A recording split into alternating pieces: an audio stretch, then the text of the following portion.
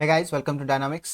मैं हूं नीलांशु कुमार और आज हम लोग डिस्कस करेंगे एक इंटीग्रेटेड स्ट्रेटजी के बारे में जो कि आपको आईसीएआर एडमिनिस्ट्रेटिव ऑफिसर या फाइनेंस एंड अकाउंट ऑफिसर की परीक्षा की तैयारी करने में मदद करेगा। इस वीडियो को लाने का उद्देश्य ये है, आप सब लोगों को पता होगा, नहीं पता है तो बता दूं कि आईसीएआर की जो अकाउंट ऑफिसर या एडमिनिस्ट्रेटिव ऑफिसर की परीक्षा 3 अक्टूबर को होने वाली थी, उसे स्थगित कर दिया गया है अगले आदेश तक। ठीक, मतलब एग्जामिनेशन कब होगी ये हमें पता नहीं है। नोटिस में सिर्फ इतना कहा गया है कि एग्जामिनेशन के 15 दिन पहले कम से कम आपको बता दिया जाएगा। ठीक, तो हम ये अंदाज नहीं लगा सकते हैं कि एग्जामिनेशन कब होगा, बट मेरा मानना ये है कि अगले 2 मंथ तो एग्जामिनेशंस नहीं होंगे। तो हमारे पास कम से कम 2 महीने का टाइम है एक इंटीग्रेटेड अप्रोच के थ्रू आईसीएआर की तैयारी करने के लिए। इंटीग्रेटेड अप्रोच की बात मैं इसीलिए कर रहा हूँ क्योंकि ऐसा है नहीं कि हम सिर्फ प्रीलिम्स पास कर या टायर 1 पास करके इस एग्ज़ाम में नौकरी हासिल कर सकते हैं। आप सबको पता होगा कि ये लेवल 10 की जॉब है, मतलब एक बहुत ही अच्छी सैलरी वाली जॉब है, बहुत ही हाई लेवल की जॉब है। तो इसके लिए तैयारी भी हाई लेवल की ही होती है। तो आप जानते हैं कि इसमें टायर 1 है, टायर 2 है और उसके बाद एक स्ट्रक्चरल इंटरव्यू है। तो स्ट्रक्चरल इंटरव्यू है, टायर 2 है, टायर 1 है। तो सबसे पहली बात, इसके पहले जो मैंने स्ट्रेटजी वीडियो लाई थी उसमें बताया था कि 30 डेज में आप कैसे अपनी तैयारी को जो किया है उसे आप फिर से तैयार कर सकते हैं, रिवाइज कर सकते हैं। लेकिन अब सिनेरियो चेंज हो चुका है। मान लेते हैं कि एग्जाम 2 या 3 महीने में होता है प्रीलिम्स का, और मेंस तो एटलीस्ट आपको 6 महीने का समय मिल ही जाएगा। तो इस स्ट्रेटजी को लेके हम लोग प्लान तैयार करेंगे, क्योंकि सिलेबस जो है वो टायर 2 का देखा जाए या टायर 1 का ही देखा जाए तो बहुत ही वास्ट सिलेबस है। अब तो वास्ट में इसीलिए बोल रहा हूँ कि टायर 1 में जो सेक्शन ए जनरल नॉलेज है वो बेसिकली यूपीएससी प्रीलिम्स के सिलेबस का कॉपी पेस्ट लगभग है।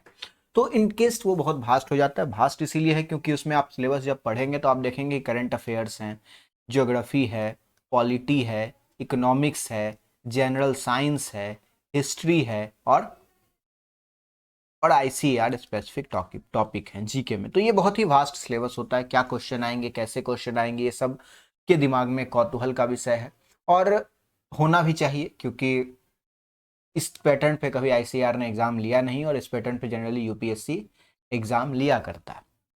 तो हमें करना क्या होगा, हमें करना ये होगा कि हमें प्रीलिम्स इट मीन्स टायर 1 और टायर 2 को एक साथ लेकर तैयारी करनी होगी।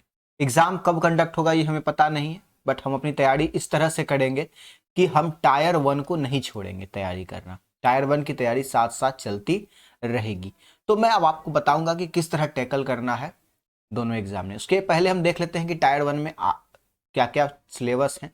तो सिलेबस में आपको पहला टॉपिक आता है जीके का, जो कि 50 मार्क्स का है। फिर जनरल इंटेलिजेंस एंड रीजनिंग फिर भी 50 मार्क्स के हैं। Arithmetics 50 marks and language comprehension. सबसे अच्छी बात यह है कि इस दोनों टॉपिक का, इस दोनों सेक्शन में आपको टॉपिक्स पता है। तो आप क्या कर सकते हैं कि जो टॉपिक लिखे गए हैं, 16 से 17 टॉपिक दोनों में है इंडिविजुअली, तो आप उन टॉपिक्स का लगातार रिवीजन करते रहें अगर आता है तो। अगर नहीं आता है, नए हैं, या मान लीजिए आप यूपीएससी की तैयारी कर रहे थे, इन टॉपिक्स को अच्छे से तैयारी नहीं की है, तो इनकेस आपके पास सफिशियंट टाइम है कि बहुत ही आसान टॉपिक्स है, तो आप इजीली धीरे धीरे आर एस अग्रवाल की किताब या जो भी किताब आपके पास सुटेबली अवेलेबल है उससे आप तैयारी कर सकते हैं या यूट्यूब के वीडियोस देख सकते हैं। रह गया बात लैंग्वेज कंप्रीहेंशन का, तो इसके लिए एक ही किताब मुझे समझ में आती है, वो है एसपी बख्शी की जनरल इंग्लिश। आप इससे तैयार कर सकते हैं। अब बात आती है जीके की। अब देखिए, जीके की तैयारी अकेले करना बेवकूफ़ी होगी। अब अकेले करना जीके की तैयारी बेवकूफ़ी होगी। आप क्या कर सकते हैं, आप कर ये सकते हैं कि जनरल नॉलेज जो कि सेक्शन ए है टायर 1 का, इसको टायर 2 के पेपर 1 और टायर 2 के ही पेपर 2 के साथ इंटीग्रेट करके तैयारी करें। क्यों? क्योंकि टायर 2 का पेपर 1 में क्या सिलेबस है, टायर 2 के पेपर 1 में आपको हिस्ट्री पढ़ना है, आपको ज्योग्राफी पढ़ना है और आपको सोसाइटी पढ़ना है। पेपर 2 में आपको बेसिकली सिर्फ और सिर्फ पॉलिटी है। पेपर 2 का जब आप सिलेबस देखेंगे तो वो लगभग पॉलिटी सेक्शन ही है, उसमें और कुछ नहीं। तो आप कर क्या सकते हैं, अब देखिए यहाँ पेपर 1 का सिलेबस थोड़ा लंबा है, लेकिन कहीं ना कहीं हिस्ट्री और ज्योग्राफी ये जीके के सिलेबस में भी है। पेपर 2 का सिलेबस थोड़ा सा इसके रिस्पेक्ट में पेपर 1 में छोटा है, लेकिन इसके जो सिलेबस हैं वो कहीं ना कहीं जीके के सिलेबस से हूबहू मैच करते हैं। ठीक, तो आप इसकी तैयारी साथ में कर सकते हैं। कैसे करनी है मैं आपको बताता हूँ।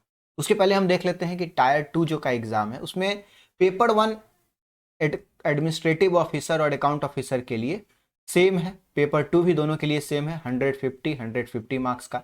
लेकिन जब बात आती है पेपर 3, तो पेपर 3 में एडमिनिस्ट्रेटिव ऑफिसर के लिए 2 एसे के पेपर हैं, 75 और 75 मार्क्स के। लेकिन अकाउंट ऑफिसर के लिए सिर्फ एक एसे है जो कि 100 मार्क्स का होगा। और पेपर 4 एडमिनिस्ट्रेटिव ऑफिसर के लिए एक इथिक्स का पेपर है जो कि यूपीएससी के पेपर 4 जनरल स्टडी पेपर 4 से मैच करता है। और इसका जो पेपर 4 है अकाउंट ऑफिसर के लिए वो कॉमर्स का पेपर आता है। तो जो स्टूडेंट कॉमर्स बैकग्राउंड के हैं तो उनका कहीं ना कहीं कॉमर्स तैयार होगा, तो अपने अप्रोच उस समय उस हिसाब से एडजस्ट कर सकते हैं। इसके लिए मैंने एक टेबल बनाने की कोशिश की है। अब देखिए मैंने किया है ये कि आप कर क्या सकते हैं। चलिए एक हम टेबल बनाते हैं। 3 पार्ट में आप डिवाइड कर सकते हैं अपने प्रिपरेशन को, ठीक है, या यूं कहूँ 4 पार्ट में डिवाइड। देखिए होगा क्या, जस्ट ए मिनट।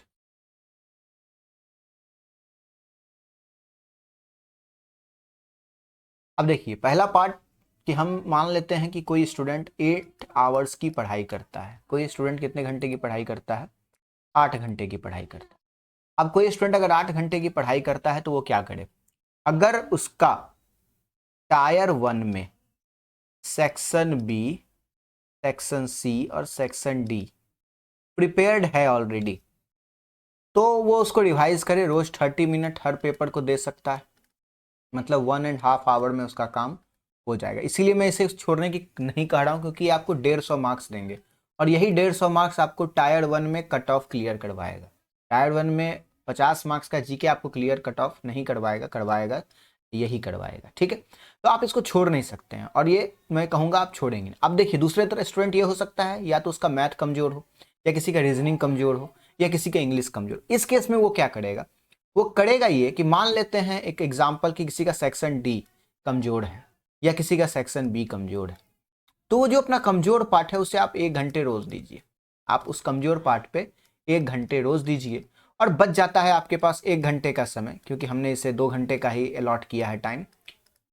तो इस 1 घंटे में आप बचे हुए रीजनिंग मैथ या इंग्लिश मैथ जो भी आपका बच जाता है उसे आप तैयार कर सकते हैं। तो इस तरीके से आप पहला स्लॉट को यूज कर सकते हैं, क्योंकि आप इसको छोड़ नहीं सकते हैं। अब बात आती है दूसरे स्लॉट में। दूसरे स्लॉट में आप क्या करेंगे? दूसरे स्लॉट में आप रख सकते हैं टायर 2 के पेपर 3 और पेपर 4 को। अब टायर 2 के पेपर 3 पेपर 4 को मैंने दूसरे स्लॉट में क्यों रखा है? आप इसे अपने हिसाब से 2 से 3 घंटे का समय दे सकते हैं। आई थिंक 2 घंटा काफी होगा, क्योंकि हमारे पास उतना समय है नहीं। अब पेपर 3 में आपको पता है कि एसे है, तो आप एसे की तैयारी कैसे करेंगे? अब एसे की तैयारी का कोई फुल प्रूफ सिलेबस तो है नहीं कि इसी सिलेबस से आएगा और आप तैयार कर लेंगे। आप करें क्या? वीक में 2 एसे लिखें, वीक में 2 एसे लिखें। और आपको टॉपिक्स क्या लिखने चाहिए ऐसे, इसके लिए आप कर ये सकते हैं कि हमारा टेलीग्राम चैनल है जिसपे हमने एक टेलीग्राम चैनल बनाया है डिस्कशन के लिए। उस टेलीग्राम चैनल का मैं नाम बता देता हूँ। उस टेलीग्राम चैनल का नाम है ASRB कैपिटल AO और उसके बाद डिस्कशन DISCUSSION।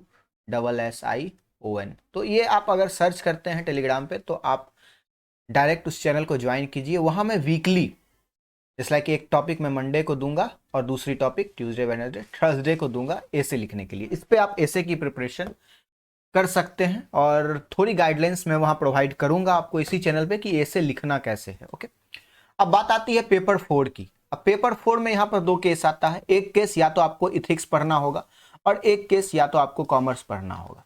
अब जो कॉमर्स वाले बैकग्राउंड के बच्चे हैं या जिन्होंने फाइनेंस एंड अकाउंट ऑफिसर के लिए अप्लाई किया है, तो वो जो आपका बैकग्राउंड अगर कॉमर्स का है तो आप उसे पढ़ें और जो भी अभी तक पढ़ा है उसे रिवाइज करें। ज़्यादा मैं इसके बारे में नहीं जानता, लेकिन जिनका इथिक्स बैकग्राउंड या जिन्होंने एडमिनिस्ट्रेटिव ऑफिसर की तैयारी की है और इथिक्स पेपर लिया है, तो वो अपना 2 घंटे का समय इथिक्स पे दें। अब मैं इस पार्ट को क्यों ज़्यादा महत्व दे रहा हूं? क्योंकि आपको इससे 300 मार्क्स आने हैं और ये 300 मार्क्स आप ज़्यादा से ज़्यादा ऑब्टेन कर सकते हैं। पेपर 1 और पेपर 2 में ज़्यादा मार्क्स लाना इजी नहीं है, बट पेपर 3 और पेपर 4 में मार्क्स लाना आसान है। तो आप इथिक्स को ज़्यादा समय दें। ऐसे को वीक में 2 ऐसे भी आप करते हैं तो आपका अच्छा खासा ऐसे लिखने का तरीका तैयार हो जाता है। अब तीसरा पार्ट में आता है जिसमें मैंने रखा है, इस पार्ट को पूरा एक इंटीग्रेटेड पार्ट रखा है, जिसमें मैंने जीके जो कि टायर 1 का पार्ट है और टायर 2 का पार्ट पेपर 1 और पेपर 2 को रखा है। इसे क्यों रखा है इतना ज़्यादा समय? देखिए, मार्क्स तो इससे 50 ही आने हैं और इससे मार्क्स 300 ही आने हैं, लेकिन सही बात यह है कि ये दोनों का सिलेबस बहुत ज़्यादा वास्ट है। तो आप इसमें मान लीजिए 4 घंटे का समय अलॉट अभी हम कर रहे हैं, तो आप इस 4 घंटे में अपना स्ट्रेटजी बनाएं कि सबसे पहले देखें कि आपका हिस्ट्री कंप्लीट है, ये पॉलिटी कंप्लीट है, ज्योग्राफी कंप्लीट है, क्या कंप्लीट है। जो कंप्लीट है उसे आप रिवीजन में रख लें, वीकली रिवाइज करें या हर 10 दिन पे रिवाइज करें। अब जो पार्ट आपका कंप्लीट नहीं है या आपने नहीं पढ़ा है, उसे आप 1-1 घंटे या 1.5 घंटे बुक्स से पढ़ सकते हैं। अब कौन सा बुक कैसे पढ़ना है इसके लिए मैं एक सेपरेट वीडियो बना दूंगा। अब इसमें मान लीजिए कोई स्टूडेंट एकदम तैयारी नहीं किया है, वो क्या करेगा?